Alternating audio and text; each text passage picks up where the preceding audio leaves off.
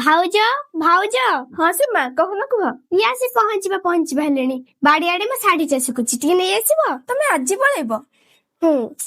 ହଉ ମୁଁ ଶାଢୀଟା ନେଇ ଆସିଛି, ତମେ ଆସ ମୁଁ ତମକୁ ଅଳତା ଲଗେଇଦେବି। ହଁ ଭାଉଜ ତମେ ଚାଲ, ମୁଁ ଆସୁଛି। ସୀମା ଏଇ ନିଅ ଶାଢୀ ଆଉ ପଇସା।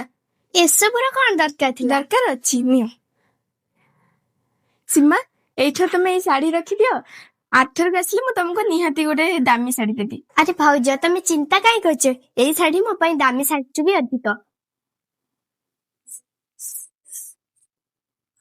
ଆଲୋ ସୀମା, ତୋ ବାପ ଘରୁ କଣ ଆଣିଛି ଟିକେ ଦେଖେଇଲୁ।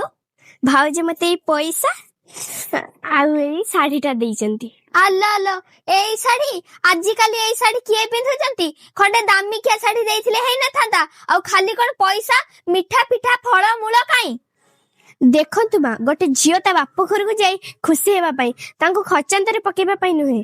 ଆଉ ବାପ ଘରୁ କିଛି ଟଙ୍କା ଆଉ କିଛି ଭଲ ଜିନିଷ ନେଇ ଆସିଲେ କେହି କେବେ ଧନୀ ହେଇଯାଆନ୍ତିନି, ଓଲଟା ତାଙ୍କ ସମ୍ପର୍କରେ ଫାଟ ସୃଷ୍ଟି ହେଇଥାଏ। ଲୋଭ ଗୋଟେ ଏମିତି ଜିନିଷ, ଗୋଟେ ଝିଅ ତା ଶାଶୁ ଘରକୁ ଯେତେ ଯାହା ଆଣିଲେ ବି ତା ଶାଶୁ ସନ୍ତୁଷ୍ଟ ନୁହଁ। ଭିଡିଓ ଭଲ ଥିବ ଲାଇକ୍ କମେଣ୍ଟ ସେୟାର କରିଦେବା, ସବସ୍କ୍ରାଇବ କରିବାକୁ ଜମା ଭୁଲିବନି। ଆମେ ପୁଣି ଦେଖାଉ ନୂଆ ଭିଡିଓ। ରହିଲୁ, ଜୟ ଜଗନ୍ନାଥ।